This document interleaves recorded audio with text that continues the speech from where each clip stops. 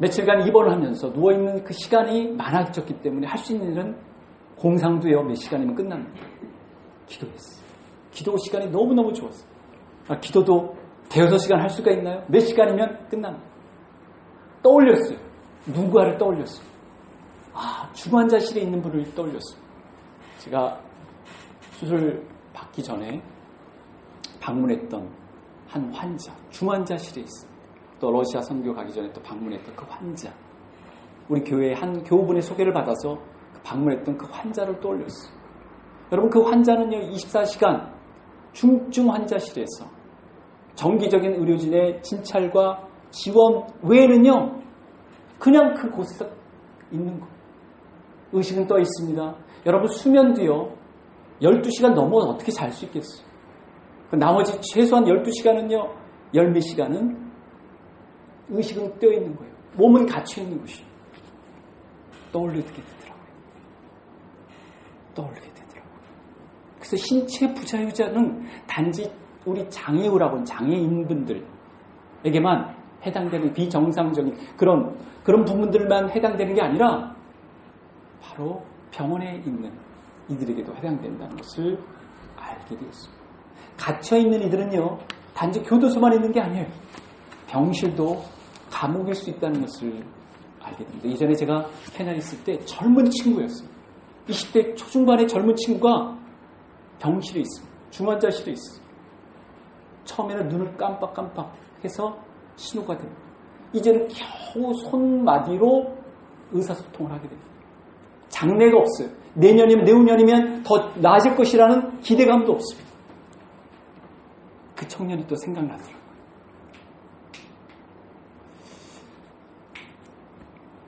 몇 개월 전부터 한 분으로부터 소개받아 방문하게 된 앞서 소개한 이 60대 중반의 중증 장애인도 얼마나 내 몸이 내 이 영혼에 갇혀 있을까. 근데 이제 일정한 절차를 밟고 의료적인 지원과 또 중보하는 분들의 협력을 통해서 하나님이 그 시기를 앞당겨 주셨어요.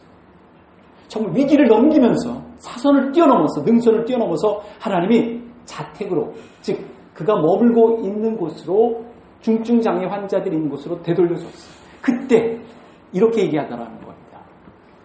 이제 살았구나. 내 집에 왔구나. 내 집에 온 거예요. 입원하여 꼼짝없이 갇혀 있는 처지도 아니고, 장기간 보호시설, 위로시설에, 지원시설에 있는 것도 아니고, 장기간에 또 병원시설을 짓지 않는 우리들은요 정말 행운합니다. 여러분 그렇게 생각하셨어요? 지금 내가 경과하더라도요 20년, 30년 후면 몰라요. 며칠 전에 저희 절친한 친구 목사의 부친 되신 노 목사님이 운명하셨어요. 같은 동기들이 모여가지고 얘기했습니다. 야, 우리도 20년이다. 20년이면 30년이면 이게 노년. 여러분 젊은 친구들은 조금 더 여유를 줄게요. 40년, 50년이면 여러분들도 예외가 안 돼요. 나도 어딘가에 갇혀 지낼 수 있는 신세가 될 수가 있죠. 여러분, 요양병원이 지금 주목받는 것은요, 지금 아날로그 세대 때문만 문제가 아니라 디지털 세대에게도 주는 메시지가 있는 거예요. 요양병원. 요양병원에 있어서 어느 기사를 보니까 10% 남짓, 그 이상이요, 요양병원에 있지 않아도 되는 분들이라고 합니다. 무슨 뜻인지 여러분이 아실 것입니다.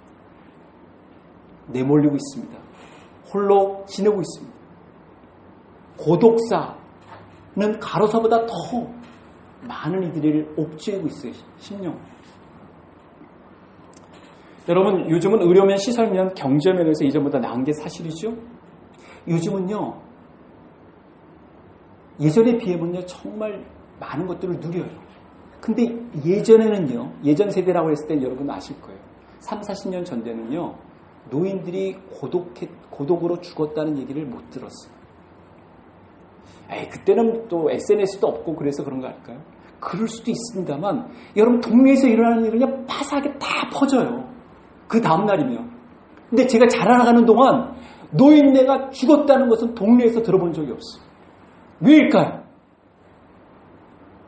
가족들이 챙겨주잖아요. 아니면 지인들이 챙겨주잖아요. 아니면 이웃들이 챙겨주잖아요. 적어도 생존의 문제는 챙겨준다고요. 마을이 뭐예요? 동네가 뭐예요? 이웃사촌이 뭐예요? 그 생겨난 건데 요즘은 다르죠. 내 옆에 누가 사는지도 모릅니다. 그래서 교회 공동체가 필요한 것이죠. 여러분, 오늘날 우리가 읽고 있는 본문은요, 갇혀있는 이들, 학대받는 이들을 생각하는 시대 속에 있다고 얘기해 줍니다. 왜냐하면 이 본문이 쓰여졌던 대상은 누구냐면 그 당시 로마 제국 내에 갇혀있는 궁핍한 학대받는 이들을 향해서 쓰여졌기 때문에 그래요. 그래서 그 당시 신앙인들이 이런 박해와 핍박에 많이 노출되어 있었습니다. 그들을 위한 메시지, 그들을 위한 위로의 메시지가 오늘 우리가 읽었던 히브리서 13장에 나오는 내용입니다. 여러분, 우리는 다를까요? 여러분, 젊은 세대들이 참 지금 제가 미래학에 대해서 관심이 있잖아요. 제가 정보학을 또 전공했기 때문에 대학원에서 너무 걱정이 돼요. 너무 아득해. 저는 이제 눈을 감으면 그 시기는 피할 것 같지만 이 젊은 세대들은 이 앞으로 다가올 제가 인공지능이라고 얘기하죠. 인공지능의 얼마나 이 힘겨운 시대를 통과할 수 있을까? 무엇으로 이겨낼 수 있을까? 신앙이. 여러분, 우리가 왜 본문에도 관심을 기울입니까? 이것을 현실과 적용시킵니까? 오늘날에도 유효한 메시지잖아요. 하나님 말씀은 어제도 오늘도 내일도 우리가 갇힌 이들, 학대받는 이들을 왜 생각해야 됩니까? 성경적 지침 때문에 그래요. 하나님의 관심사기 때문에 그래요. 여러분, 예수님께서 제자들에게 나를 따라오라 하셨어요. 따라오면 뭐가 이익이 되죠? 함께 보잖아요. 함께 경험하잖아요. 그렇죠? 이게 위기입니다. 예수님의 그 이너서클에 속한 것, 12제자에 속한 것, 70명의 제자가 되는 것은 굉장히 특혜라고 얘기할 수가 있어요. 분복이죠. 근데 여러분 보세요. 예수님께서 너희들이 함께 기도할 때 내가 함께 하겠다고 얘기하셨죠. 같이 기도한 세 사람이 모여서 기도하면 이 풀리는 것도 응답되고 묶는 것도 응답된다고 얘기하셨어요. 약속하셨어요. 그리고 어떻게 해요? 증인이 될 때 내가 너희와 함께 한다는 놀라운 메시지도 주셨습니다. 그렇죠? 그런데 주님이 매우 특이하게 말씀하신 바가 있어요. 예수님을 제대로 대우할 때 내가 너희를 보상하겠다라고 더 나아가 말씀하십니다. 함께하는 것뿐만 아니라 보상해 주겠다. 이게 마태복음 25장에 등장해요. 25장에 보면 최후의 심판 법정에서 일어나는 일들이 아주 실감 있게 묘사가 됩니다. 최후의 법정. 우리를 놀라게 하는 대목이죠. 내가 죽을 때, 내가 목마를 때, 내가 나그네 됐을 때, 내가 헐벗었을 때, 내가 명들었을 때, 내가 갇혀있을 때 나는 누구죠? 예수님입니다. 너희가 나를 돌봐줬다. 아니, 이게 무슨 말 하시는 겁니까? 어느 때 병등신 것이나 옥에 갇힌 것을 보고 배웠나이까? 그렇게 필요한 사람이 있기 때문에 발품했고 신품했고 손품했는데 그것을 주님은 나에게 했다고 얘기해주고 있어요. 이건 정말 엄청난 일입니다. 동일시하는 거예요. 동일시하는 거예요. 나를 믿는 자는 또 나를 보내는 자를 믿는 자는 나를 믿는 것이다라고 주께서 말씀하셨죠. 동일시하는 거예요. 여러분이 예수님을 높이고 예수님을 사랑하고 예수님을 존중하고 예수님을 나누는 이들을 주님께서 아버지 하나님이 기뻐하시는지 아십니까? 동일시하기 때문에 그래요.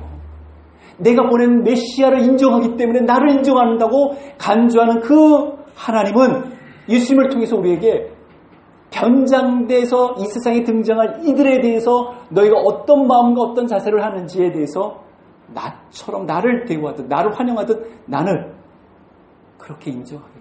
간주하겠다고 말씀하십니다. 그러니까 여러분 지구촌 곳곳에서 여러분이 학대받는 이들 갇혀있는 이들에 대해서 긍휼히 여기는 마음이 듭니까? 여러분이 주님을 향하여 긍휼히 여기는 마음을 갖고 있는 거예요. 여러분 70년 80년대 우리 민주화가 되지 않았을 때 왜 서구에서 독일에서 미국에서 그렇게 우리나라의 민주화를 위해서 지원했는지 아십니까? 그분들이 시간이 없어서 그랬는지 아세요? 학대받는 자들을 생각한 거예요.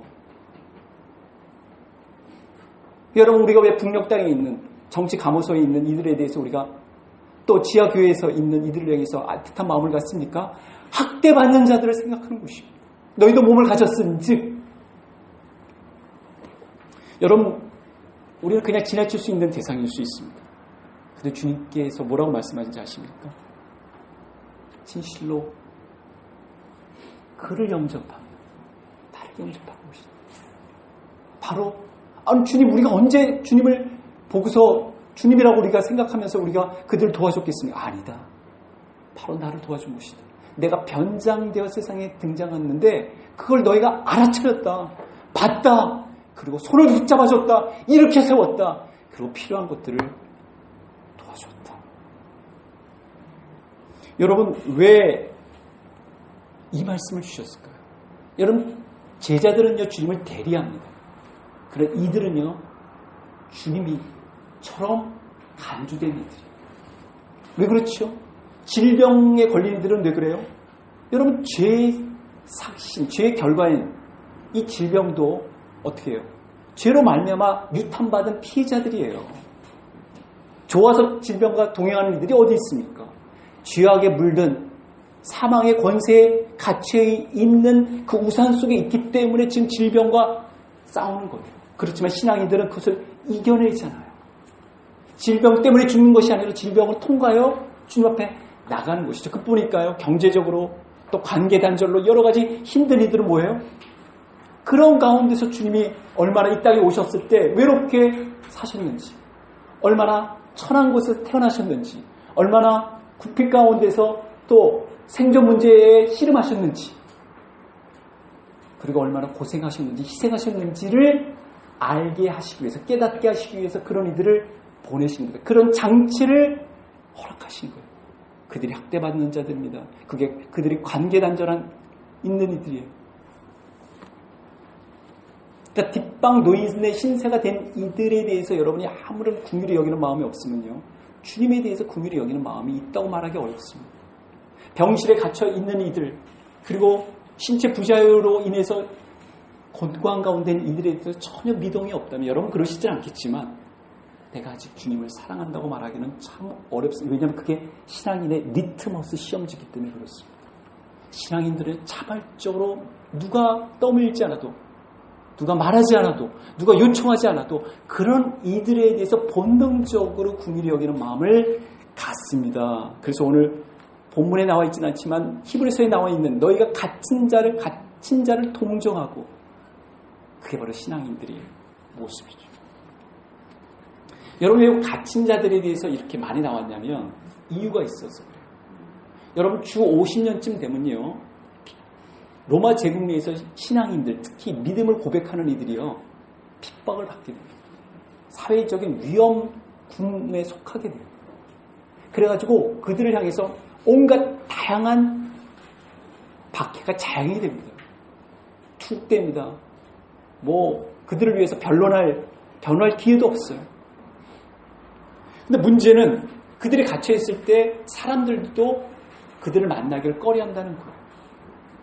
여러분, 어떤 식으로 죄를 졌든지, 요즘 우리가 교도소를 방문하는 데 있어서 지인들이랑 관계를 맺고 있는 사람들이 꺼려하는 경우가 있나요?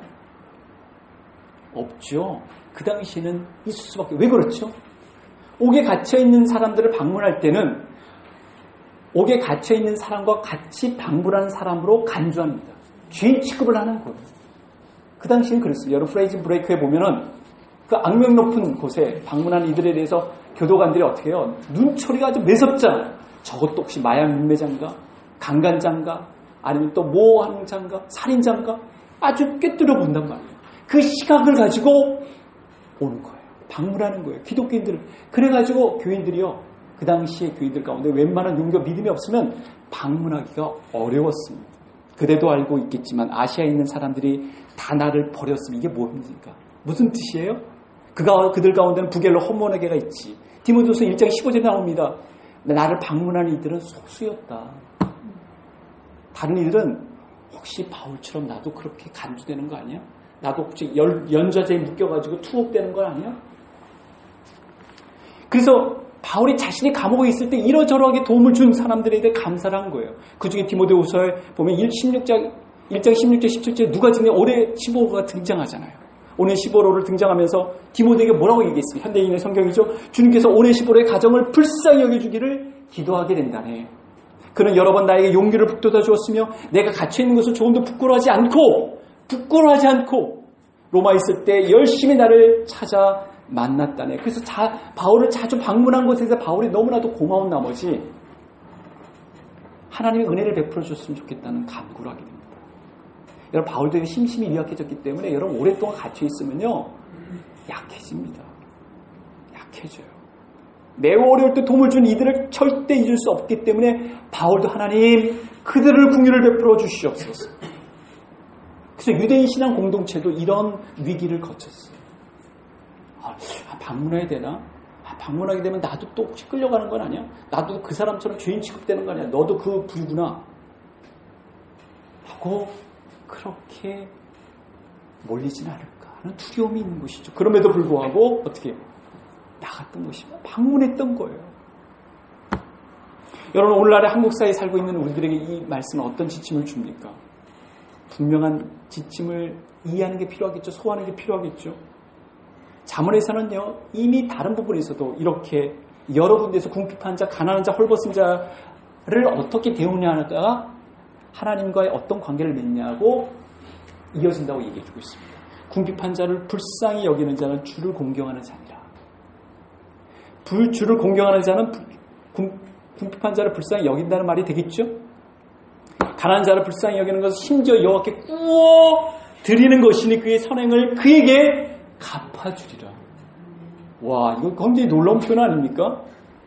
그리고 뭐예요? 하늘에 보화를 쌓아두라는 주님의 말씀에는 이런 돌봄이 있고 이런 베품이 있어요. 그래서 같은 히브리서 서신에서는 너희가 갇힌 자를 동정하고 너희 소유를 빼앗기는 것도 기쁘게 당한 것은 더 낫고 어떻게 영구한 소유가 있는 줄 압니다. 그러니까 도울 수 있는 힘도요 능력도 산과 새 땅에 대한 비전이 있는 자들이 하는 거죠. 영원한 세계가 있다는 것을 알고 있는 이들이 이 땅에서 풀리는 겁니다. 지갑이 열리고요. 손이 열리고요. 발이 움직이고요. 마음이 통하는 것이죠. 여러분, 신앙인의 묘사를 할 때 성경에서 신앙인들에 대해서 어떻게 묘사를 합니까? 여러분 한번 말씀해 보세요. 신앙인들에 대해서 뭐 빛과 소금이다. 또 뭐가 있습니까? 향기다, 편지다, 나그네다. 또 뭐가 있어요? 이런 규정이 있는 걸 아세요? 갇힌 자다. 이 대목은 아마 성경에서 거의 유일하게 나올 거예요. 갇힌 자된. 디모데후서에 갇힌 자된 나를 부끄러워하지 말고. 여러분, 바울은요 어디서 편지를 썼어요? 에베소, 빌립보, 골로새서, 빌레몬서는 어디서 썼어요? 감옥 썼어요. 이제 내일을 예견할 수 없는, 내다볼 수 없는, 그때 그 서신이 힘이 있잖아요. 그 서신으로 얼마나 많은 사람을 살렸습니까?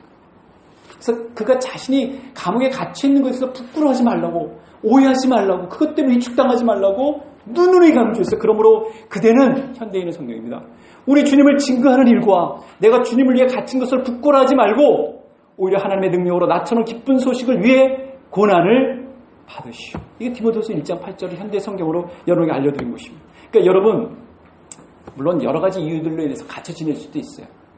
그렇죠, 여러분? 방콕을 좋아하는 분도 있지 않습니까? 그렇지 않아요? 또 애인이 없어서 또 주말에 또 갇혀 지내는 분들이 있을 수도 있어요. 근데 여러분, 그럼에도 불구하고 우리는 질병으로 인해서 세속과 단절하기 위해서, 누군가를 돌보기 위해서 갇혀 있지만 꾸준히 신앙의 몫을 감당할 수가 있어요. 바울처럼 우리는 그곳에서 기도할 수 있습니다. 갇혀진 곳에서. 우리는 바울처럼 자유로운 영혼이 될 수 있어요. 누군가를 위해서 중보할 수 있습니다. 찬양할 수 있어요. 그리고 편지를 쓸 수가 있어요. 병에 있다 보니까 더 기도하는 시간이 많아지더라고요. 병실에 있어요. 할 게 많지 않잖아요. 그리고 어떻게 해요? 조금 이제 풀렸을 때 마지막 날에는 카톡도 보게 돼요. 지금도 그 후유증을 앓고 있지만 더 많은 시간을 갖게 됩니다. 기도 시간을. 그리고 또 카톡을 보게 됩니다. 여러분, 신체적으로 부자유하니까 그것을 배우게 되더라고요. 훈련받게 되더라고요. 여러분, 힘을 비축하는 훈련을 우리가 해야 됩니다. 아무 때나 우리가 갇힌 자를 동정하고 그리고 학대받는 자를 생각하시는 거는요, 근력을 키우는 것과 같아요. 힘이 필요해요. 힘을 비축하는 게 필요해요. 여러분, 그 월드컵 오늘 이제 마지막 하잖아요. 네, 오늘 끝나면 이제 4년을 또 기다려야 됩니다. 제가 보니까 저가 다른 거는 운동을 막 그러는데 월드컵을 왜 좋아하는지 제가 알게 됐어요. 제가 어렸을 때요. 6살, 7살 때 제가 요한 크라이프라든가 이걸 가족들은 다 자는데 제가 TV를 켜놓고 지금 생각이 나. 12시인데 1시 넘어서도 봤어요.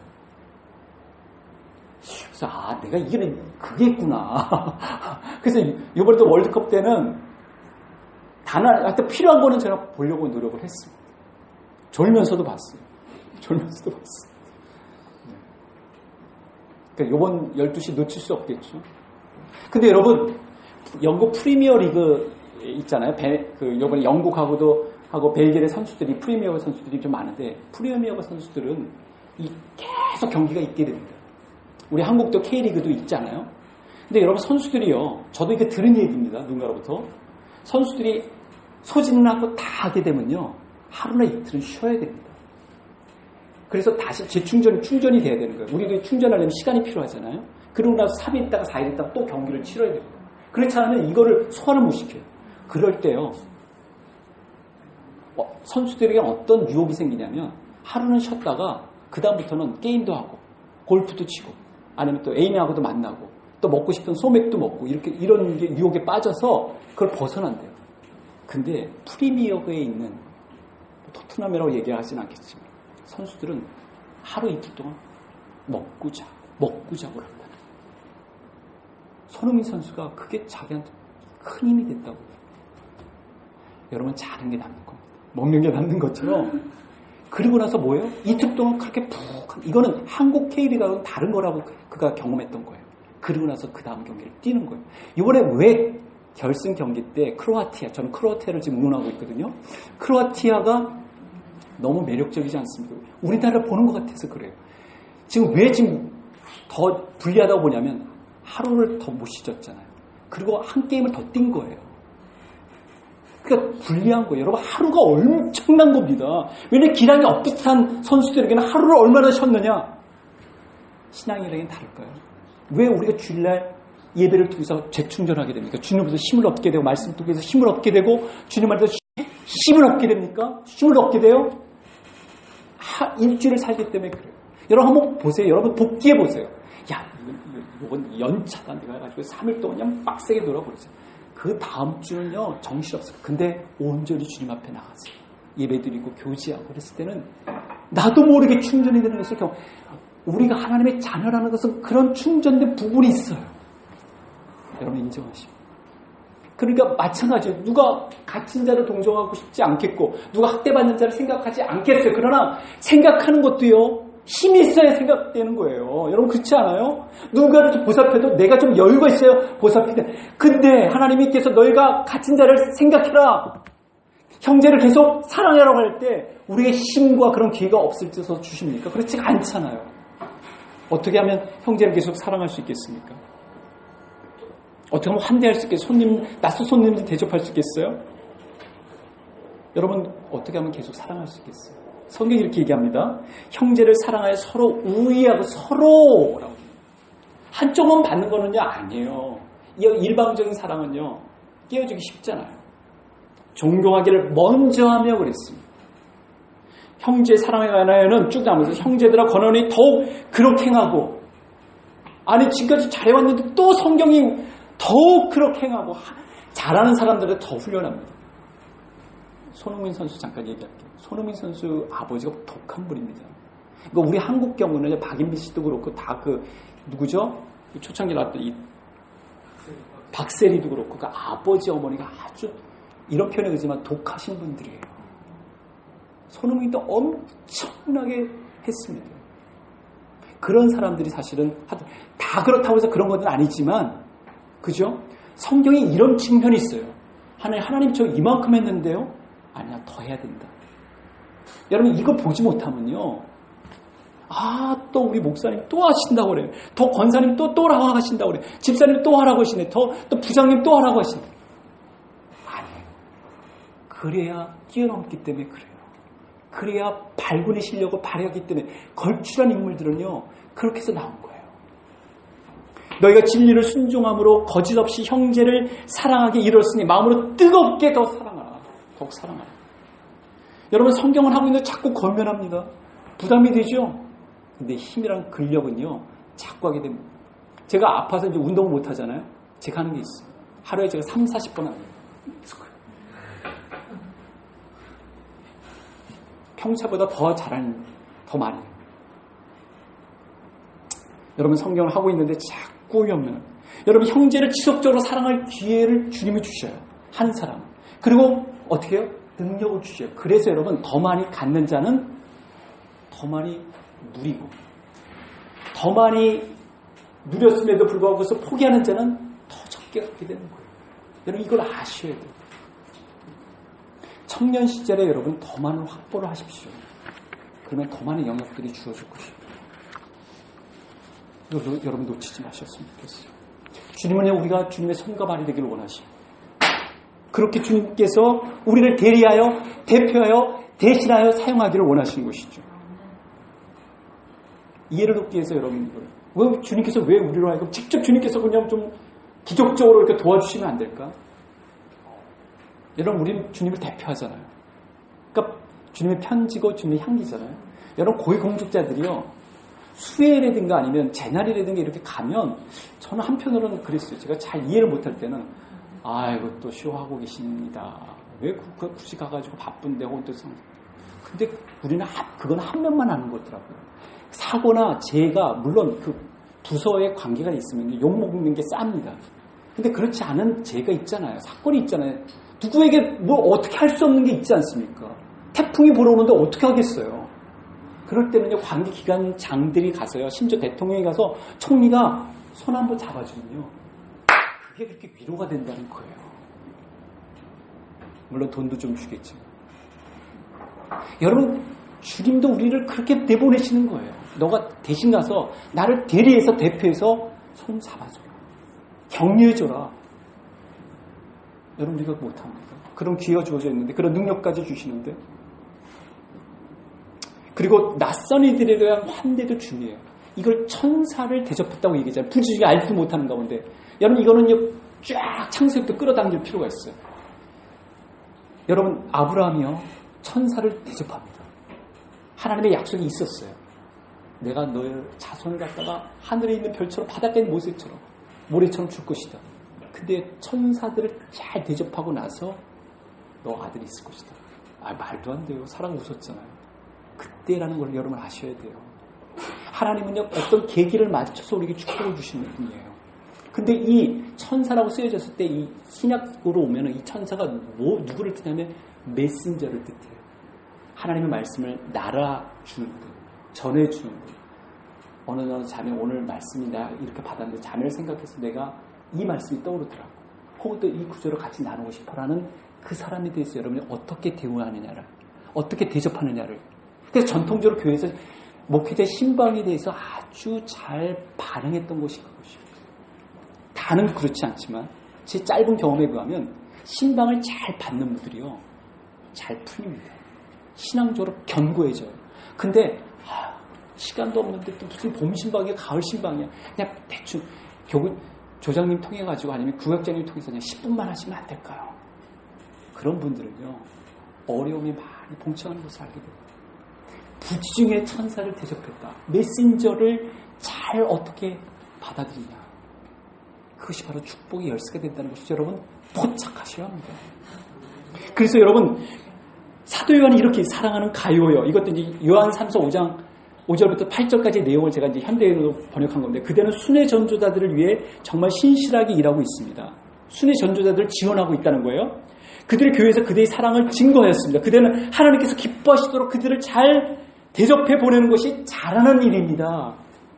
그들은 주님을 위해서 전도 여행을 하지만 이방인들에게서는 아무것도 받지 않았습니다. 그러므로 우리는 그런 사람들을 도와요. 왜냐하면 이방 사람들로부터 뭘 기대하겠어요.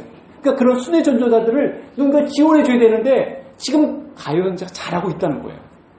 우린 그런 사람을 도와야 합니다. 그러면 우리가 진리를 위해 그들과 함께 일하는 사람이 될 것이죠. 왜 우리가 해외 선교사들이 험지에 있는 사람들에 대해서 우리가 존중하고 지원하는 이유가 뭐예요?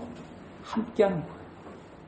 그런 사람들과 함께할 때 하나님께서 바로 그걸 기뻐하신다는 것을 보여주는 겁니다. 그 메신저 부지중에 천사를 대접했다. 여러분 이 공동체에서 누군가 누구에게 천사가 될 수 있겠죠. 그걸 놓치지 마십시오. 여러분 계속 사랑할 것을, 환대할 것을 우리 요청받습니다. 그리고 생각할 것을. 여러분 생각하면요, 뭐 좋아져야 되지? 생각하면 무슨 일 지금 하고 있지? 생각하면 어떻게 하면 그것을 극복하게 할 수 있지? 이게 됩니다. 생각하는 것이 관건인 거예요. 여러분 이번에 이제 신체 부자유한 상태에 있는 이들, 홀로 갇혀 있는 이들에 대한 관심, 제가 첫 번째 노인, 신체 부자유, 갇힌 분들에 대한 메시지를 여러분에게 주고 있습니다. 다음 주는 아마 국내 선교 산재 여건이 되는 이 4번의 케이스를 제가 말씀을 준비하고자 합니다. 여러분, 이 환대하는 이 아름다운 전통, 그리고 갇힌 자를 생각하는 이 아름다운 전통은요, 초대교회 성도들의 특징이었어요. 그들은 갇힌 자를 자기와 동일시했어요. 바울과 동시했던 디모데. 여러분, 그런 마음이 차스가 우리에게도 필요하겠죠. 병실 이야기를 했으니 병실에 대한 이야기로 맺고자 합니다. 이건 어느 병실에 걸린 시예요. 주님 때때로 병들게 하심을 감사합니다. 인간의 약함을 깨닫게 해주시기 때문입니다. 가끔 고독의 수렁에 던져져 주심도 감사합니다. 그것은 주님과 가까워지는 기회입니다. 일의 계획대로 안 되게 틀어주심도 감사합니다. 그래서 나의 교만이 반성될 수 있습니다.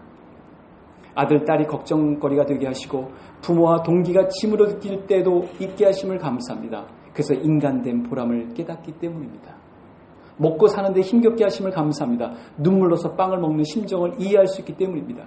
불의와 허세가 득세하는 시대에 태어난 것도 감사합니다. 하나님의 의가 분명히 드러나기 때문입니다. 땀과 고생의 잔을 맛보게 하심을 감사합니다. 그래서 주님의 사랑을 진실로 깨닫기 때문입니다. 주님 감사할 수 있는 마음을 주심을 감사합니다. 이 모든 일로 하나님과 가까워지는 계기가 되기 때문입니다. 사실 이번 주 설교 준비하면서 나가야 할 일들이 갑자기 생겨버렸어요. 아주 필요한 거 외에는 저는 나가는 게 굉장히 힘듭니다. 약속도 많이 취소를 했고, 왜냐면 앉아있기가 좀 그래서. 근데 어제도 계속 거의 집에 있는 시간이 없었어요. 근데 그러면서 선교사들을 만나서 그들을 같이 식사하면서 그들을 지원해주고 할 때 너무 감사하더라고요. 내가 이렇게 힘들지만 그들과 함께 할 수 있는, 호흡할 수 있다는 기회를 주셔서 너무 감사하더라고요. 사랑하는 성도 여러분, 오늘도 우리는 식사 후에 바로 갑니다. 신체 부자유한 분들을 향해서 발품을 하게 됩니다. 우리 K팀이 가죠. 기도해 주시기 바랍니다.